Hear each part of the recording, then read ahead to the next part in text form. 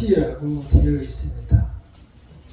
하나님께서 직접 나 대신 적을 물리쳐 달라고 간구하는 아주 세미한 그러한 기도를 하고 있습니다. 나는 잘못도 없는데 억울한 적들이 나타나서 공격을 하고 웅덩이를 파고 그물을 친다라고 호소하고 있습니다. 그리고 걸렸을 때는 조롱하고 또한 잘 걸렸다 비웃고 있습니다. 우리가 이 생길에서 살다 보면 때로 내 자신이 알 수 없는 원인으로 또는 알 수 없는 그런 모함과 그런 괴로움 속에서 내 자신이 매우 힘겨운 시간을 보낼 때가 있습니다. 나를 매우 해치고 힘들게 하는 사람들이 주변에 있는 고난과 환난을 내 스스로 겪고 견뎌내야 하는 때가 있습니다. 이러한 때를 맞아 다윗의 경우를 생각하며 우리가 살 길을 또한 생각해 보고자 합니다. 다윗은 먼저 이러한 일이 있을 때 내 자신의 고난을 돌아보기를 원했습니다. 지금 다윗은 내 자신이 죄가 없다라고 말하는데 우리는 많은 경우 세상에서 이러한 일을 겪게 되면 나 자신은 생각하지 않고 상대방의 잘못만을 생각하며 나는 다 잘했고 상대방이 다 잘못했다고 넘어갑니다. 그러나 살다 보면 이러한 일들이 우리가 많이 겪게 되는데 그때마다 내 자신을 들여다볼 수 있어야 합니다. 어디서 무엇부터 잘못됐는지 하나하나 돌아가서 모든 길을 다시 돌아가서 문제를 찾을 수 있어야 합니다. 그래야 문제가 해결이 됩니다. 우리 자신이 완고하게 버티면 버티는 만큼 나에게 그 고통과 괴로움이 힘든 시간들이 더 지속될 수 있습니다.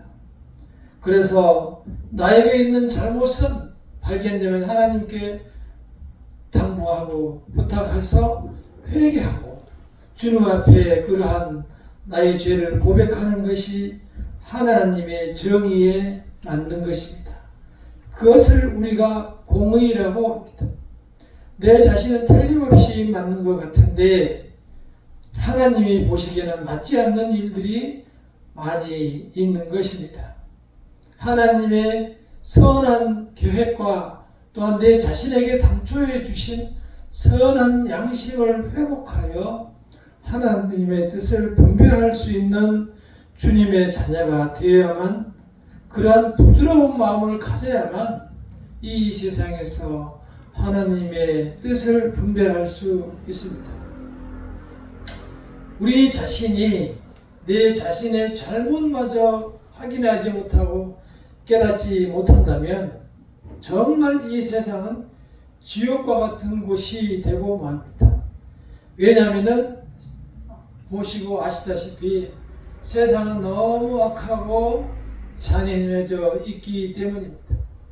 우리의 마음은 이렇게 끝없이 아름답고 좋은 세상, 살만한 세상을 추구하고 갈구하지만 마치 약속이나 한 데 나와보면은 정말 괴로운 일들이 산적해져 있는 것이 우리의 현실입니다. 안타깝기 짝이 없습니다.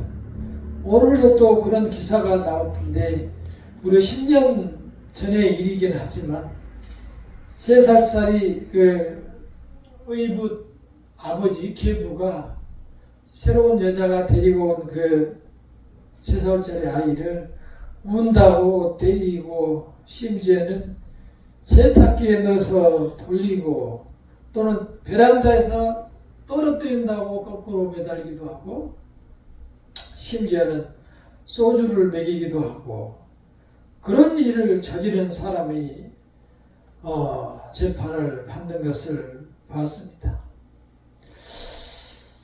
어른도 아니고 이 아무것도 모르고 순진한 그 아름다운 아이에게 그렇게 극악무도한 잔인한 행위를 할 만큼 사람들은 악해져 있습니다.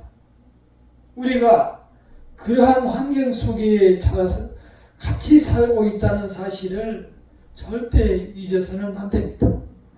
많은 사람들, 그리고 악한 사람일수록 가장 아름다운 모습으로 나에게 다가옵니다. 비슷한 사례가 정치인의 경우이기도 합니다. 이제 선거철이 다 돼서 많은 사람들이 내가 선이다, 내가 맞다, 내가 잘할 수 있다 라고 하면서 상대편을 아주 악마화시키는 일을 계속 반복하고 있습니다. 악마나 다름없는 것입니다. 따라서 우리는 그러한 사람들이 뜻을 분별할 수 있는, 그러한 사람들을 분별할 수 있는 능력을 가지고 이 세상을 살아가야 합니다. 정치가 잘못됐다는 것이 아니고 정치를 하는 사람들이 마음이 매우 악해져 있다는 것입니다. 그 대표적인 예가 선거이기도 하지만 또 요즘은 보시는 바와 같이 전쟁을 하는 경우를 볼 수가 있습니다. 이란과 이스라엘, 미국이 전쟁을 하는 경우에도 선량한 수많은 사람들이 전쟁으로 이유 없이 죽어가고 그것을 자기 말이 맞다고 주장하고 살아가는 것이 우리는 이 현실을 결코 잊어서는 안 됩니다. 왜 그럴까요? 그러한 정권을 잡은 사람들이 자기 자신의 욕망과 자기 자신의 욕망 속에 있는 부에 대한 욕망, 또한 권력에 대한 욕망, 또는 명예에 대한 이 욕망, 그 모든 것이 합해진 자리가 정치이기 때문에 그 정치인들이 어찌 보면 가장 위험한 자리에 있는 거예요. 우리는 그러한 분별력을 가지고 이 세상을 살아가야 합니다. 안타깝게도 정치인이 되는 그러한 사람들은 그러한 자리에서 회복하기가 매우 어렵습니다. 그 사람들대로 세상을 살아가더라도 우리는 우리대로 승리하는 삶을 이 세상에서 살아가려면 우리는 분별력을 가지고 살아가야 합니다. 그러나 이 세상에서 오늘 다윗처럼 나의 잘못이 없음에도 불구하고 또 나에게 오는 이 고통은 어떻게 해결할 수 있을까? 다윗의 대답에서 한번 우리도 답을 찾아보도록 하겠습니다. 함께 35장 7절을 읽어보겠습니다. 시작. 그들이 까닭없이 나를 잡으려고 그들의 그물을 웅덩이에 숨기며 까닭없이 내 생명을 해하려고 함정을 파싸우니. 까닭없이, 이유 없이 그런다라고 써 있습니다. 우리 자신도 이러한 경우가 아마 몇 번은 적어도 이러한 사태가 있었을 것으로 생각합니다. 정말 나의 잘못이 없음이 분명한데도 다른 사람들이 와서 나를 괴롭히고 조롱하고 심지어는 내가 잘못되기를 바라고 심지어는 나의 잘못을 다른 사람에게 누설하기도 하고 여러 방법으로 나를 괴롭히는 경우를 우리는 살다 보면 겪게 됩니다. 그것이 현실입니다. 그러한 경우에 다윗의 경우는 어떻게 하고 있습니까? 1절에서 3절을 함께 읽어보겠습니다. 시작. 너희 의인들아, 아니다. 시작. 여호와여 너와 다투는 자와 다투시고 너와 싸우는 자와 싸우소서. 방패와 손방패를 잡으시고 일어나 나를 도우소서. 창을 빼사 나를 쫓는 자의 길을 막으시고 내 영혼에게 나는 내 구원이라 이르소서. 쉽게 이해가 잘 가지 않는 것 같지만 매우 하나님이 가까이 계시는 것을 볼 수 있습니다.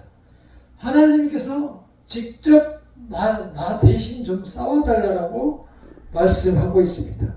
하나님께서 직접 나와서 방패를 잡으시고 손방패를 잡으시고 칼로 창으로 막아달라고 말하고 있습니다. 이 믿음이 다윗의 이 믿음이 매우 귀한 믿음입니다. 이 믿음이 바로 다윗에게 한 믿음이에요. 우리에게 살다 보면은 정말 알 수 없는 원인으로 나를 괴롭히는 모든 순간에 정말 나가서 멱살을 잡고 패대기 치고 싶지만 우리는 다윗의 이 믿음과 이 기도를 잊지 말아야 합니다. 그래서 하나님께 고발하고 하나님께 간구하고 하나님께 의뢰해야 합니다. 그러면은 그래도 아무것도 없는 것처럼 느껴지지만 공의의 하나님께서 결정적인 순간에 그 사람이 정말 어려움에 처하게 만들거나 아니면 오늘 말씀처럼 어느 순간에 그 사람을 찾을 수가 없게 되는 것입니다. 8절을 함께 읽어보겠습니다. 8절 시작. 멸망이 순식간에 그에게 닥치게 하시며 그가 숨긴 그물에 자기 지팡이가 잡히게 하시며 멸망 중에 떨어지게 하소서. 멸망이 그에게 순식간에 온단 말이에요. 그래서 우리가 참 말할 수 없는 것은 우리가 참 나만 당했고 억울하다라고 살아가는데 어느 순간 누구에게 얘기 들어보니 그 사람이 죽었다는 거예요. 그런 얘기를 많이 봅니다. 그것도 비명에 금방 죽었다라고 말합니다. 하나님께서 온전하신 이 세상을 만들고 사랑하는 주님의 자녀들에게도 온전함을 닮아서 살아가도록 노력하는데 그렇게 살아가는 하나님의 자녀들에게 괴롭히는 죄의 무리와 악마의 무리들에 대해서 하나님께서 직접적으로 해결을 해주시고 그 문제에 직접 나서 주시는 거예요. 우리가 기도할 때 하나님께서 그들에게 돌아올 기회를 주는 거예요. 그 사람이 회개하고 무릎 꿇고 눈물을 흘리며 돌아올 기회를 주는데 끝내 돌아오지 않으면 지금 8절의 말씀처럼 멸망이 순식간에 그에게 닥치는 거예요. 그러나 많은 사람들이 자기 자신에게 준 기회를 무시하고 하나님의 명령마저 하나님의 계심마저 무시하고 이 세상에서 자신 있게 살아가다가 내 자신이 죽거나 감옥에 가거나 아니면 자살을 하거나 아주 극단적인 상황을 맞게 되는 것이 인생인 것입니다. 우리 주변에 우리는 많이 보게 되는데 그러한 사실을 내 자신이 직접 내 손으로 해결하지 않기 때문에 우리는 하나님이 해결해 주지 않는다고 하나님께 원망하지만 결국 하나님께서는 하나님의 예정된 시간에 길이 참으시다가 하나님께서 끝내 해결하시는 거예요. 그래서 다윗은 왕이지만 자기가 능력이 있지만 군대로 다 해결할 수 있지만 다윗은 지금 뭘 하는 거예요? 하나님께 고하는 거예요.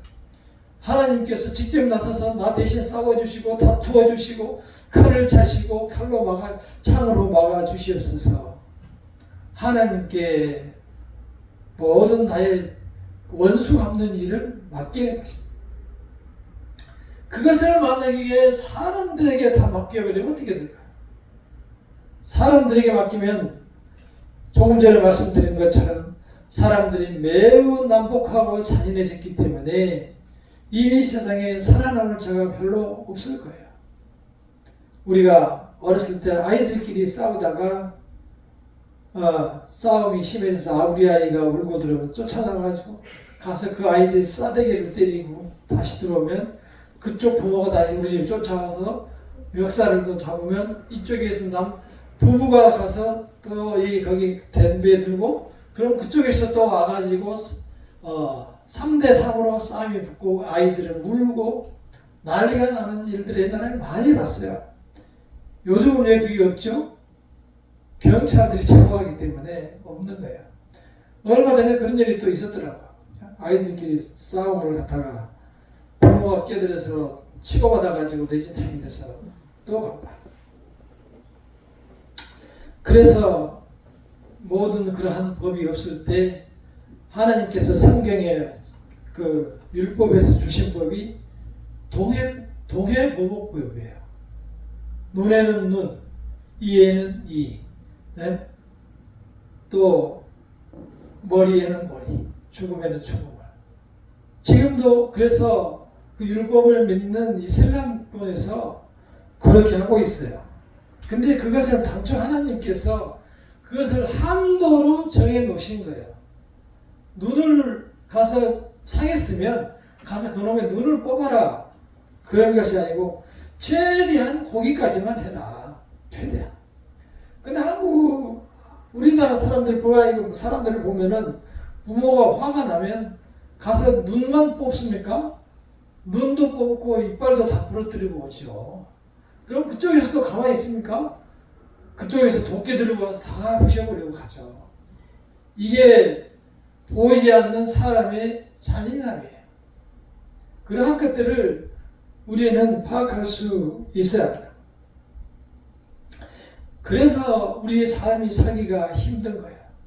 우리의 삶은 늘 어린아이와 같은 아름다운 꿈을 가지고 세상에 살아가는 참 좋은 세상을 꿈꾸지만 하나님을 믿지 않는 세상 속에는 늘 그러한 불협화음과 많은 갈등과 싸움과 전쟁이 난무하는 것이 오늘날 우리 세상이에요. 좋은 옷 입고 살찌고 건강하면 무슨 소용이 있어요. 전쟁으로 하루아침에 폭지박산 나는 것이 우리의 현실이에요. 그래서 우리가 하나님께 나아오는 이러한 것이 큰 복임을 우리가 깨달을 수 있어요. 하나님을 만나러 나오지 않았으면 아마 이 시간에 다른 데 나가서 다른 사람들을 만나거나 술을 먹거나 식사를 하거나 다른 사람들과 시간을 보내고 있겠죠. 그렇게 해서 시간을 보내며 하나님 앞에 갈 수가 있을까요? 못 가는 거죠. 찾지 못하고 만나지를 못하는 거죠. 인생의 시간이 제한되어 있고 우리가 나가서 말씀을 전해도 말씀을 전하는 그 순간에 믿지 않으면 그 사람이 먼저 죽게 될지 내가 먼저 죽게 될지 어떻게 알아요? 영원히 말씀을 들을 기회가 없는 거죠. 그래서 우리는 때가 되는 대로 하나님의 말씀을 전할 수 있어야 하고 또한 그 사람들에게 그러한 기회를 우리가 주어야 되는 것입니다. 이제 우리는 하나님께서 그렇게 말씀대로 살아가고자 하는 자들에게 무엇을 주는지를 생각해 보고자 합니다. 함께 9절을 읽어보겠습니다. 35장 9절 시작. 내 영혼이 여호와를 즐거워하며 그의 구원을 기뻐하리로다. 내 속에 복수심과 불만과 어떤 원한이 가득한 상태에서는 결코 노래할 수 없습니다. 그러나 내가 분노로 가지고 있는 그 짐을 여호와께 맡겨놓고 있게 되면 나는 즐거움을 살 수 있어요. 우리는 종종 그렇게 생각해요. 내가 그냥 마음에 묻어두고 내가 참지 이렇게 생각하는데 결코 없어지지 않아요. 내 마음속에 있어서 내가 속을 끓이게 되는 거예요. 그래서 많은 분노 속에서 그야말로 속이 다 상해서 와신상담이라고 하죠. 와신상담. 내 속이 완전히 상해서 복수하는 그날까지 칼을 갈고 있는 그러한 마음으로 세상을 살아가게 되는 것이 사람의 마음이에요. 그래서 우리 자신들은 모든 세상의 짐과 근심과 걱정과 참으로 이 괴로운 갈등의 문제를 주님께 당부하고 부탁하고 간구하는 자세를 갖는 것이 내 영혼에 매우 이롭습니다. 나의 영혼에 매우 덕이 되고 나는 반대로 기쁨 속에서 살아가게 됩니다. 근데 놀라운 것은 내 영혼이 여호와를 즐거워하며 그의 구원을 기뻐하리로다. 우리가 나의 문제를 여호와께 맡겼는데 그 문제에 대한 해결을 주셨다는 답이 안 나오고 내 영혼 여호와를 즐거워하며 그의 구원을 기뻐하리로다. 나는 문제를 하나님께 드렸는데 하나님께서는 나에게 문제뿐만 아니라 구원을 주셨다. 나의 영혼을 죽음에서 생명을 살려주셨다는 약속을 해주시는 거예요. 그러니까 이만큼을 요구했는데 이딴만한 것으로 큰 축복으로 뒤집어 씌워주는 것이 하나님의 우리를 향한 사랑입니다. 그의 구원을 기뻐하리로다. 내가 모든 것을 하나님께 맡기고 그분께 간구했더니 하나님께서 구원을 주셔서 나에게 기쁨으로 살게 하신 것입니다. 우리에게 성도로 산다고 하지만 여전히 여러 문제가 또는 주변의 사람들이 악함으로 인해서 우리가 그러한 상황에서 발빼기 어려울 때를 겪으시리라고 생각이 됩니다. 저도 물론 그러한 상황에 있습니다. 지혜롭게 이 세상을 살아내야 되는 것이 나의 힘이고 능력이에요. 내 자신이 내 자신을 꽉 붙들을 수 있는 그러한 믿음을 가져야 돼요. 내 자신이 무슨 세상에 있는 욕망과 세상에 있는 명예와 권세와 부에 대해서 마음을 빼앗기지 않도록 내 자신이 내 스스로를 잘 붙들어매야만 내가 이 곤고한 세상에서 이겨낼 수가 있는 것입니다. 우리는 모든 것을 이러한 경우에 하나님께 맡길 때 하나님께서는 그야말로 놀라운 영혼의 축복 구원으로 함께 해주신다는 사실을 믿으시고 이 믿음을 나의 믿음으로 소유하며 또한 이 믿음의 주인공이 되시기를 간절히 축원합니다. 기도하겠습니다.